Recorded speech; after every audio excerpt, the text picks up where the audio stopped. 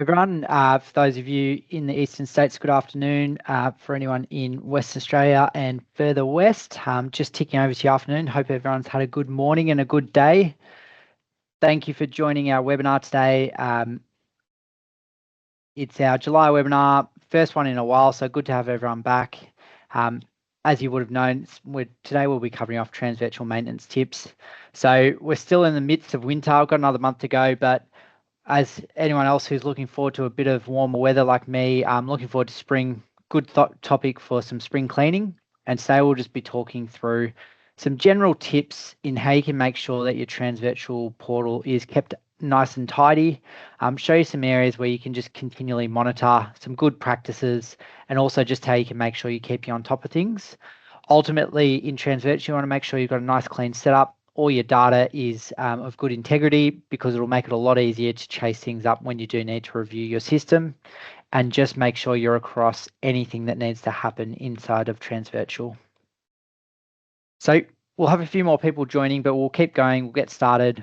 Quick little overview of the agenda. First thing we'll be coming off is a quick little review of our new iOS app.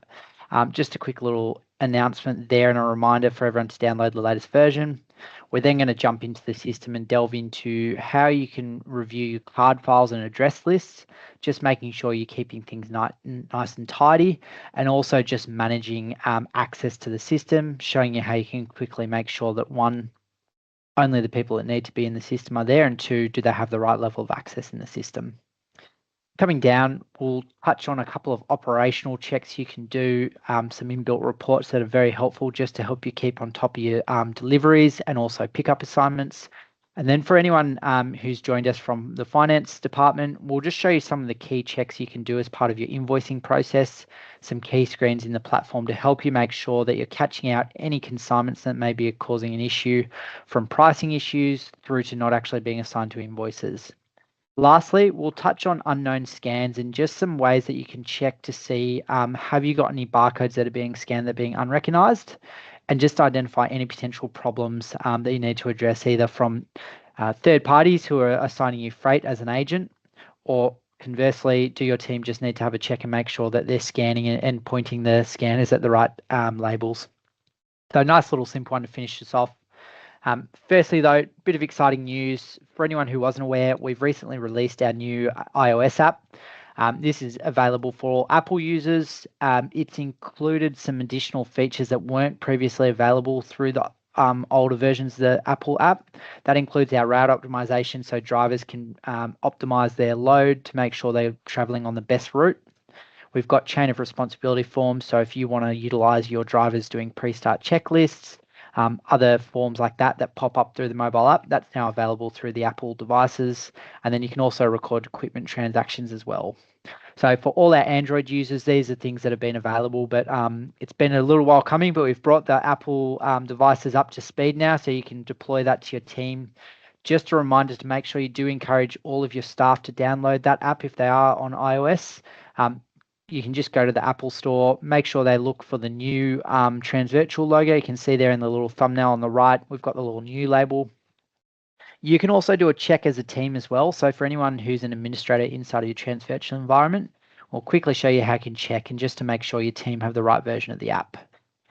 Very shortly, anyone using the older version of the app will get a notification advising them to download the newest version as well. But just good to drive from every angle and make sure that you're encouraging your staff to have that new app. And that'll just make sure you've got the latest features, the latest fixes, and you're always up to date. So just on that, we're going to jump over into the platform now. Going to jump over and have a look, and I'll take you through how you can view your device list to show what version of the app people are running. So as I come through, what I can do is really simply from my transport tab here, come down, and I'm going to jump into my device list, which is just under your configuration and setup tab in the transport. So from here, I'm going to see any mobile devices that have been logged into by users in my system. So I can see the name of the device here, the manufacturer, and the app version as well. I can also see the latest activity and the most recent login to that. If I click this expired button here, this will show me older devices that have logged in previously, but have since not logged in over a month ago. So just coming through really quickly, what I want to look for is any iPhone users here. And you can see I've got iPhone and then the manufacturer Apple. And the key thing I'm looking here for is this version 3000. So 3000 is the new app. If you jump through your device list and you're noticing anyone on 1012 or 1013, that's the old iOS app. So make sure you just go and tell your staff to jump into that Apple store, search for Transvirtual TMS, and download that new app. That'll just make sure that they're all on the latest version. And for you guys as well, you got peace of mind knowing everyone's on the latest version of the app. So really useful tool, this one, just to keep track of your team. As I said, though, they will get a notification through their apps quite shortly, encouraging them to download that new version as well. So now what we're going to jump into is our staff cards to start with. And what I'm just going to talk through is some general advice that we have for anyone who's controlling logins in the system. So coming into my transport tab, under my configuration setup, I've got my card files here. So I've got my customer cards, my suppliers or agent cards, and then my staffs here. So under my staff logins, I can see all staff members in my system that I've set up with a login to the platform as well as the mobile app. And then what I can do is really quickly review who's currently set up with a login. If I want to look at logins I've previously disabled, I can check on just show deleted. And that's going to show me staff who I have deactivated their account. So a really good practice, obviously, when you bring on new hires, if they're going to be interacting with Transvirtual via the app or via the portal, always encourage you getting them an individual login tied to their work email address if possible. Really discourage people from using shared logins. As you can imagine, that can be fraught with danger when it comes time to trying to figure out who's made a change. If you've got a generic login there, makes it very difficult. Individual logins are great and helps you control that access and build more visibility through the system.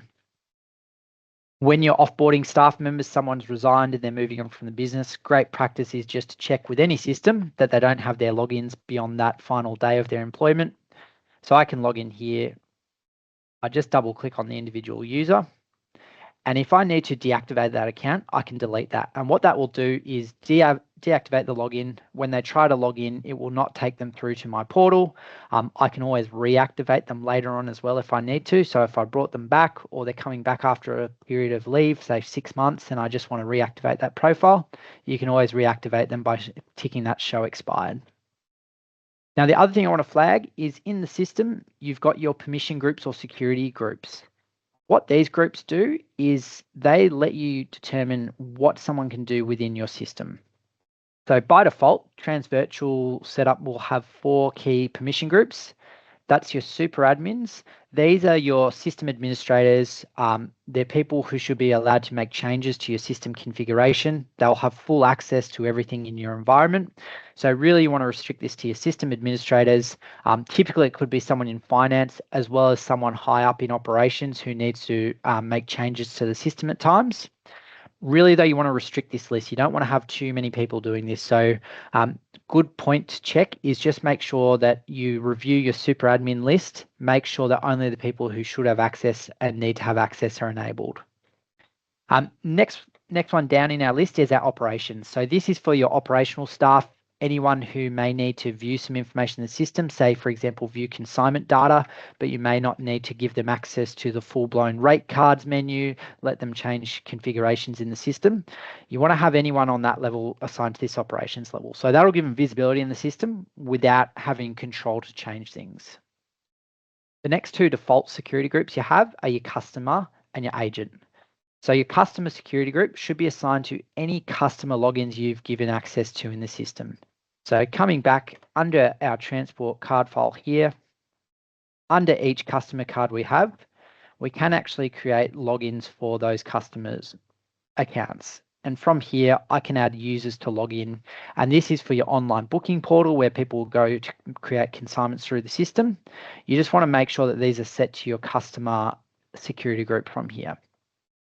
Quick tip, if you want to have a look at what customer logins you've set up from your staff list, just tick on the include customer logins and you'll see those additional logins that you've created in your system, as well as the staff, the customer card that they're associated with as well. So really easy one to check. And what I can do is just jump in and make sure that Darren here is assigned to the customer profile, not my operations or super admin, which could cause me a lot of headaches if they had that level of access and didn't realize what they're doing in the system. Now, the last one that's preset is your agent permission group. So this is for agents that do work for you that actually utilize your Transvirtual system. So not an external agent with their own system, such as they might have their own Transvirtual environment or they might have a third-party system they use. These are the ones where you've set up an agent card, given them an agent login, and they use your Transvirtual mobile app to complete deliveries. These agent logins will give them a bit of extra visibility through the portal. They'll be able to see things like the consignment screen. You can give them access to the pickup allocation controller if they have multiple logins that need to be assigned individual jobs. You can start to control that. Lastly, you'll notice here I've got special customer down here. So this is a non-standard security group that I've created. You can create additional security groups in your system beyond the templatized groups here. If you want to do that, you can go to your configuration. You can go down to general and security groups. And then you can create a new security group here. And you can see I've created one here that's deactivated at the moment, but essentially I've gone and created a restricted operations group. When you create a security group, you can essentially inherit rules from the existing templatized ones. So if you want to create a customer account with a little bit more visibility or visibility of certain areas, you could copy from your customer profile and then make the appropriate changes. Just quickly, for anyone who does want to have a play around with security groups, I'm just going to strongly recommend you never change your templatized security groups. These are ones that you want to leave as is. We've set them up for you. You don't need to change them. If you do want to create additional security groups or play with settings, please always clone from an existing group and then make changes to that new profile. It is quite a complex thing to set up, and if you do make mistakes, it can be very hard for us to go back and change them for you, and it's a very timely exercise, and it could cost you a fair bit of time and also inconvenience if you need to make changes to them and you suddenly lose access or your customers suddenly can't see the consignment creation portal. You can imagine it creates a lot of grief. So one, if you do want to have a play around, create a brand new security group and clone one. Two, if you're a bit worried, reach out to us, have a chat, tell us what you're trying to do. We can advise you at least and give you some guidance as to what you want to do there. Perfect. So we're going to jump back in now.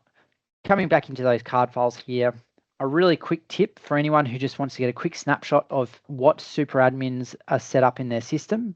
From your staff list here, there's the IT only column, and any users who are set as super admin will be flagged in the brackets here. So I can just see any super admins, make sure that I've got the appropriate level of people there. I don't have anyone who shouldn't be set as a super admin, and there's no one making changes to my system unnecessarily or without my permission. So nice little handy tip there. Perfect. So we've gone through quick card cleanups. A lot of you are probably familiar with those areas and might even be familiar with those different areas. One thing I'm also going to bring up is our address list. So just quickly, whenever your customers log into the portal and go to create a consignment, when they type, the system will pull through any addresses that have previously been entered through this system under their customer profile. So as I type my W here, you can see my different addresses. And what it will do is just prompt me with addresses previously entered. If I go through and enter an address that hasn't been entered before, that will save that in the system so that the next time I log in, it's going to remember what I've typed and I can pull these through automatically. So nice little good user feature. The only issue that can happen though is if someone's got fat fingers and they accidentally put in a typo, that can compound, and the next time someone goes to use that address, they automatically select that, and then that is using the wrong address again.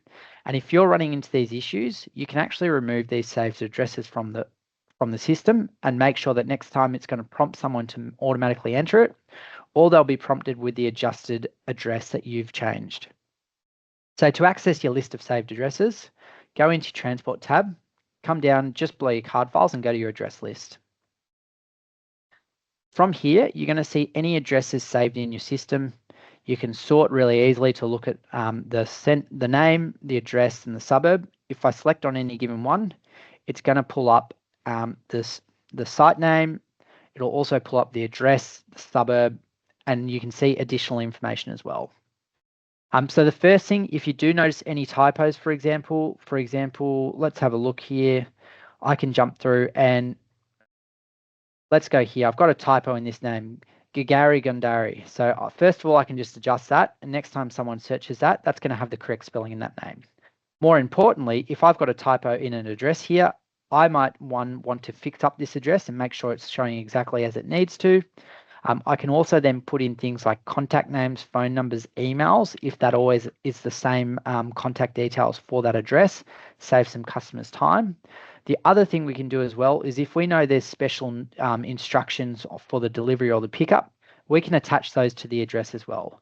So for example, if you've got an address where your drivers have gone a few times and they keep going to the front gate, but there's actually a rear gate where they should be entering, you can put those notes against that. And next time someone enters that address, those special instructions appear on that already. So save your team some time and save your customer time popping them in. And also add things like close times as well. And then also, if you have addresses that you know will require a booking, they are time sensitive, you can actually go back and adjust this. So you can say that any pickups from this address are always going to require a booking time.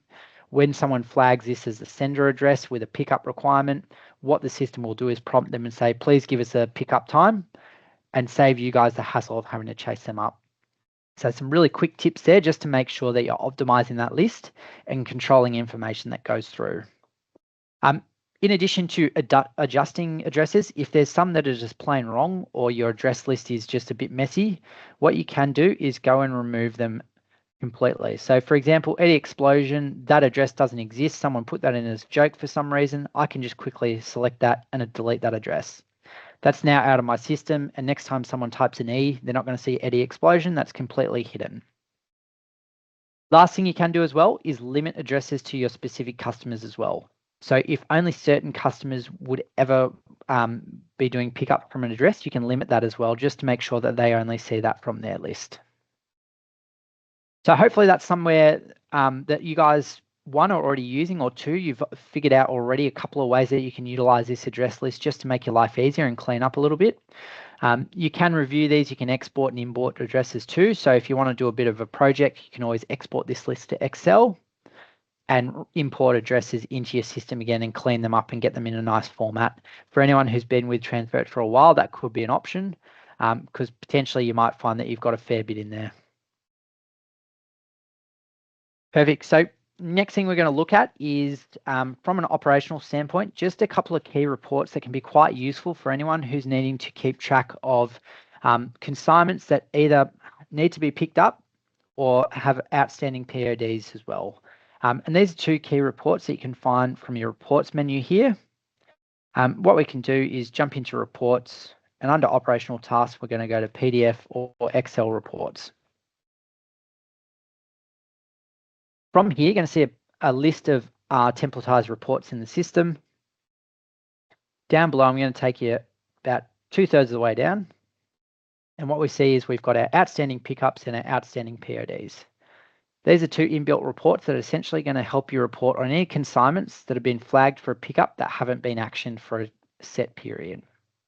So in this area, what I can do is one, run this report manually just by clicking this button, or two, I can actually set this up as a trigger to be emailed out to me or printed out. And my recommendation is if you want to set a process up, perhaps you get a weekly report at the end of the week, just summarizing any jobs that haven't been picked up. You can set this to trigger to send through. And what you can do is in your email settings here, you can say, who is it going to, give it a subject and a body, and circulate this amongst your operational team. When it comes time to actually producing this data, you can have it come out in a PDF report, an Excel file, or also a CSV file as well. Before we preview a report, I'll quickly just show you the parameters. This is important. Jump into your parameters here. First thing we're just going to look at is what's the template date range we want to look at. So for outstanding pickups, I might be wanting to look at the last week gone by. So I could look at month to date, current week, I can also look at, the last month. I've got a few options here, but realistically for something like pickups, if you're an express business, you probably want to look at the current week to make sure that you've covered everything off. Nothing's been missed. There's no outstanding pickups, and that gets emailed through to you. The other thing you might do is also look at things like today or yesterday as well. And you could email this report regularly each day, for example, at the end of the day, just reminding people of any outstanding pickups. If you do need to filter this for any reason, for example, you need to ignore certain customers, you can exclude them. Or if this is really specific where you've got one customer where you must always make sure you're picking up, you can always include them in this filter and trigger this email just for them as well. So just coming back, I'm going to set mine as month to date. And what we're going to do is first, we're just going to preview this PDF report here.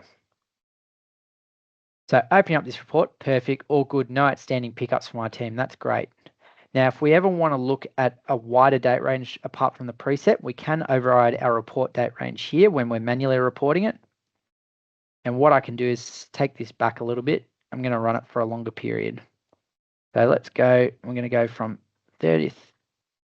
So we'll take it back. We'll go from December through to today, and we'll have a look at that. What we can also do though is the alternative is just dial back this as well. So month to date, for example, or you can look at last 3 months, for example. If we run that. Apologies, what I did do everyone there is for anyone who's got sharp eyes, I left my override report date. So what we do is jump back in, and you can see here, I've just got a nice list of any jobs where I've assigned a pickup requirement, but it hasn't been picked up yet. And so you'll get a mix here as you go through. What you'll find is you've got some jobs that are still sitting as assigned to the driver. So that's a bit of a red flag for me. Why haven't they gone and completed that pickup? You can see there's a few that are on for delivery as well, and it's a little bit compressed.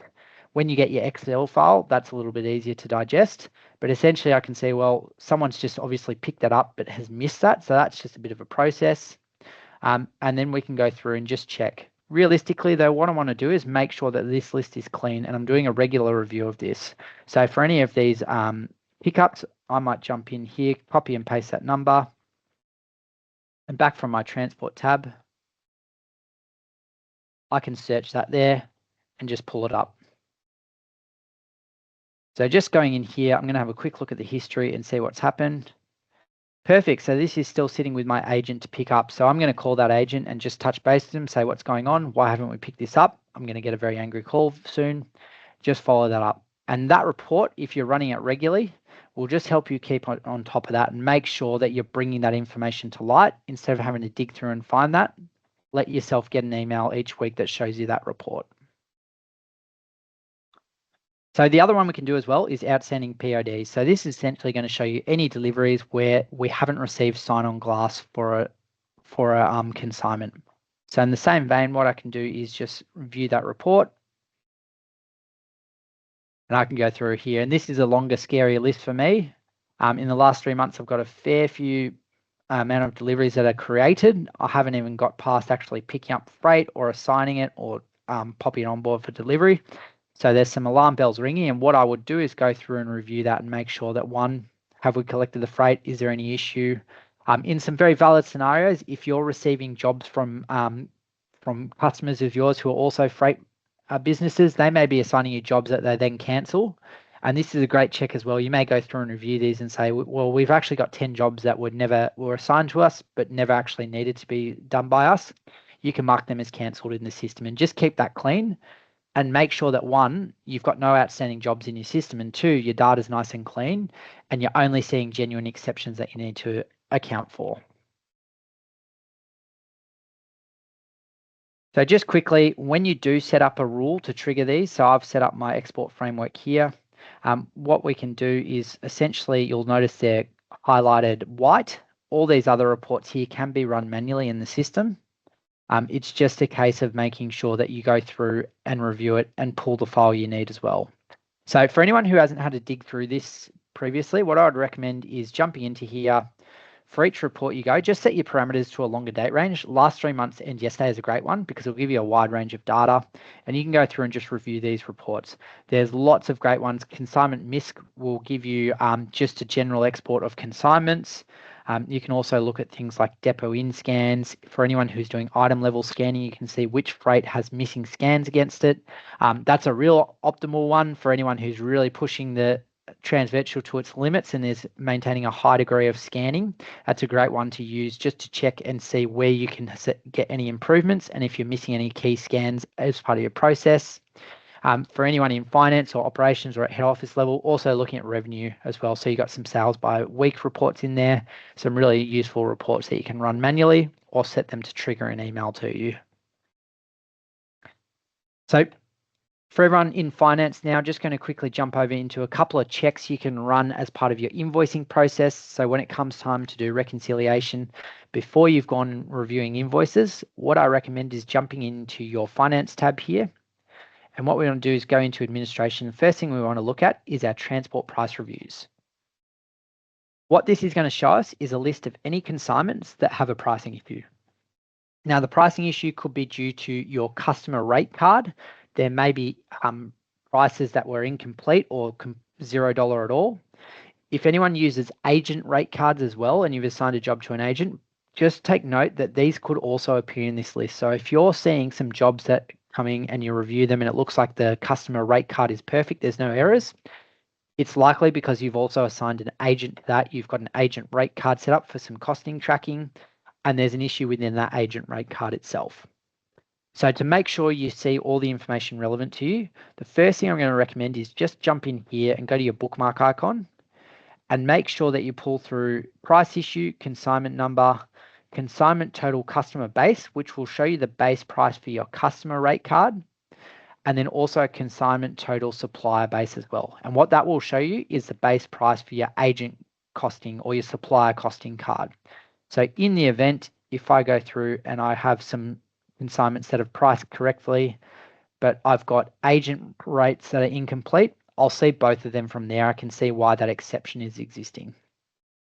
So in this instance, what I might do is start with the easy ones first. As I go through, I just want to check. And the first thing I'm going to look at is, let's have a look at this. And I can right click and open up that consignment in a new window.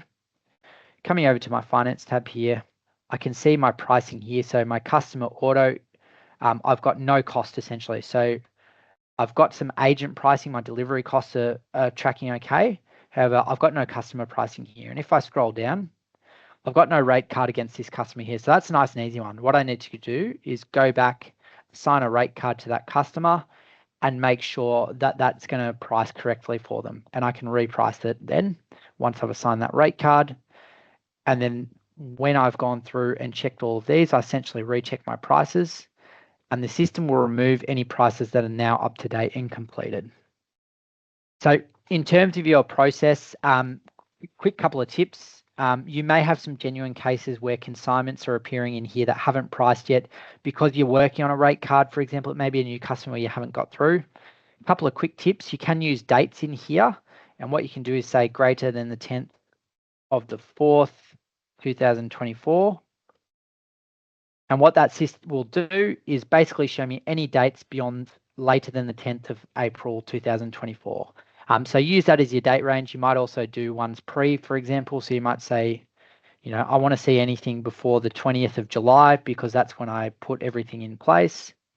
And there we go. You can see you can just change those and adjust them as you need to make sure you're not getting any pricing that's not relevant to you and you're working on a clear screen. So that's step one. Whenever we're looking at just doing our invoicing process or even a daily check, those transport price reviews, first place you want to go. The next place you want to go in terms of your finance team is checking out your customer prices not invoiced. And you've got two options here. One, if you only invoice upon a job being complete, you can go through here for your prices not invoiced consignment complete. Or for a lot of our customer base, you may be invoicing at the point of consignment creation or at the point of something being picked up or received at depot or your first scan. This second option here will give you a view of all consignments regardless of the status. So we'll go into here because this is probably the more poignant one. Again, what you can do here is just quickly adjust your columns. So have a look to see if you've got any issues. Big one is make sure the price issues here. So this will show you if there's any issues with incomplete pricing. That could be why it hasn't been assigned to a invoice. But from here, what I can do is review each consignment. Just quickly, if you do have certain categories, a quick little tip, for example, for example, my business only invoices at the point we've picked something up.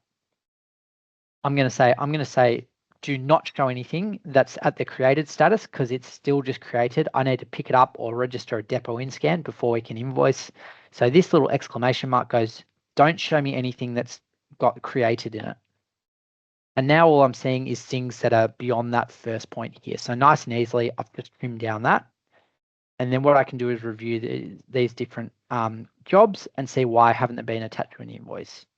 Depending on your setup, this could be an issue with pricing or perhaps you haven't set up some rules for those customers in terms of invoicing, or you might just have your invoicing set to manually assign jobs. So that could be one thing.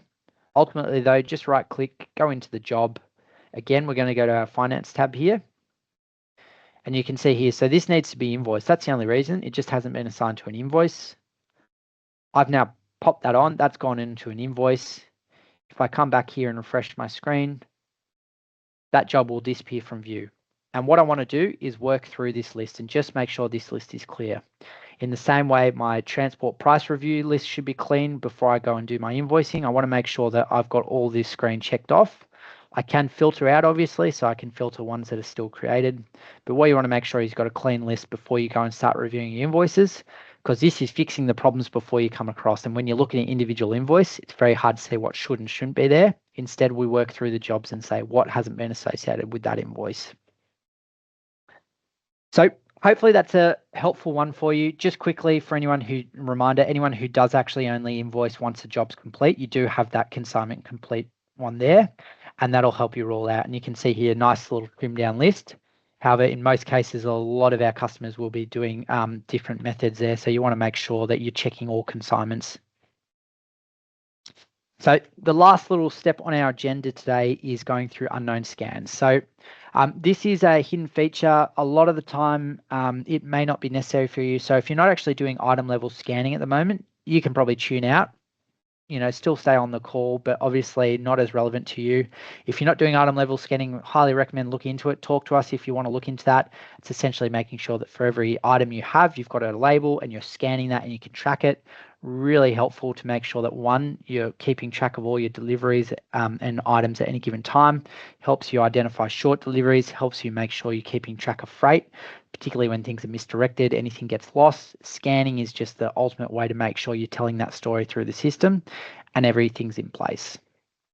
When you are doing scanning, an important thing to note that is that you can actually keep track of unknown scans. So essentially, if your team is scanning a bit of freight that might have been sent to you by another carrier, for example, and they normally give you freight and it integrates across into your Transvirtual environment, if that scan hasn't come across, what will happen is that when you scan that barcode and the system can't find the corresponding barcode in Transvirtual, what it will do is populate it onto this unknown scan list. And this is essentially every bit of freight, every barcode or label scanned by a Transvirtual device in your system.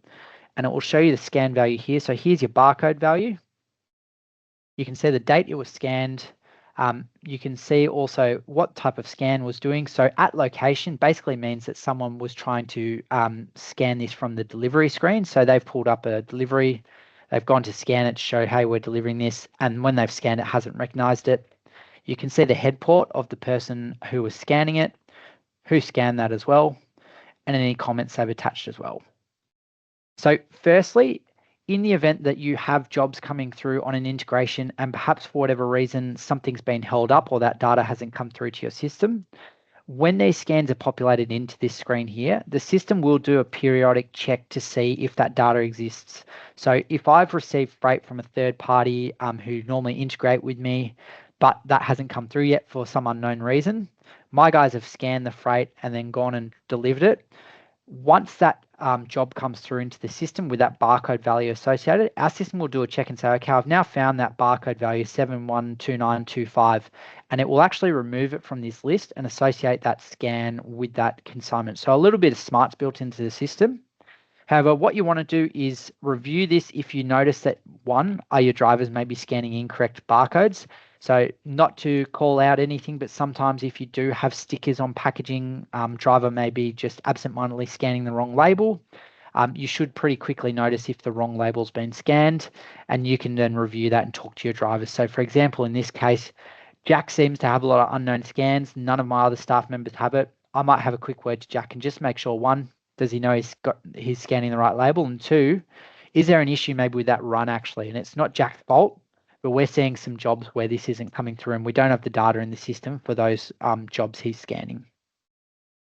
Now, quickly, for those who are a little bit technical or happy to jump in, you can set up barcode formats and tell the system what to look for when you're scanning freight and how to associate it. So a really common troubleshooting step when you're in this screen is a lot of the time barcodes will contain postcodes in the final 4 digits of an address. So as you go through, if you notice any postcodes coming through, so for example, 2698, that could be a New South Wales postcode. You might notice in Perth, if you're seeing Perth postcodes regularly appearing in labels here. Any patterns you see may suggest that this could just be an issue with the mapping and something that you can look at, particularly when this is coming from a third party who's integrating with you and sending you freight to complete as their agent. Now, what you can do is under your configuration tab, for anyone who's an administrator, you do have the access to barcode formats. And what this will let you do is actually set up barcode formats to tell the system to link certain barcode formats with consignments. So really quickly, when you set up a format, all you're doing is telling the system what is the combination of consignment number, perhaps a index number, so for item 1, 2, and 3, and then maybe a postcode at the end. So we've set up a few here. Essentially what this will do is when we scan a label that the system doesn't recognize, the system will try and troubleshoot it and say, well, first of all, can I find a consignment number that fits that label that we've just scanned? Second of all, when I look at the last 4 digits, does that correspond with a postcode referenced on that consignment that I've just found using this? The next thing it goes is once it hits that criteria, it will say, well, now I've got an index. So an index is just saying item 1, 2, 3, 4. And typically these could be 3 digits, so 001, 002, 003. And the system goes, okay, well, this actually could be the third parcel of that if it's a 003. And lastly, sometimes there's just extra numbers that it needs to ignore, and you tell it there's 3 numbers in the middle you can disregard. When the system scans through that barcode and finds this combination, what it will do is say, okay, I've actually found a consignment that matches that criteria and will link that scan to that. So sometimes you might find that barcode values aren't sent across, but the system can do the smarts and actually correspond. Now, I've given you guys an insight into quite a technical area, and I wouldn't expect many people to go through and adjust this. If you've got any questions, if you jump into your unknown scan list and you notice there's a lot of unknown scans there and there's a recurring pattern, do email us, let us know, send us through some examples and say if you think this could be coming for a set provider, for example, and we can always have a look at it and comment on you and give you some guidance. We appreciate that normally this is quite a difficult thing to look at, but if you are noticing you've got a number of unknown scans, or perhaps you're getting reports from the system that you're missing scans when you know your team are scanning, that unknown scans is a great place to check and just see if you can see any patterns there and let us know about it, and we can give you a hand and give you some guidance. So that was quite in depth, that one. Pretty technical there. If it all went over your head, don't stress. Do email support if you've got any questions about this area. We do have a help article as well. But at the end of the day, just a little advanced section for anyone who's looking to get a little bit more out of it. If you feel that's too much, don't stress. It's not too important. If you're not there yet, worry about cleaning up your Transvirtual environment, keeping everything nice and tidy, and you can get to those unknown scans a bit later. So lastly, as with any webinar, just a reminder, if you need to get in touch with us, don't hesitate to reach out. If you've got any questions for our support team, email support@transvirtual.com. Please make sure you always email the team with any queries. If you need a hand with anything or you're not sure, support@transvirtual.com is the best place to go. It will go into our support queue, reviewed by a team of consultants. If it needs to reach the right person, they can then send it on. If you want to have a high-level discussion about Transvirtual or a general account management meeting or a health check, please reach out to me, will.barclay@transvirtual. More than happy to catch up with you, talk through your requirements high level. If you're just needing for a bit of guidance or a bit of a high-level discussion, I'm always around and happy to have a chat and just help you get more out of the system. So we're going to leave it there, everyone. Really appreciate your time. Just bang on the 45 minutes, so we'll call it a day there. If you do have any questions, as I said, email support or reach out to me and we'll get you going. But hopefully you'll have learned a little, and we'll look forward to next time. Thanks, everyone.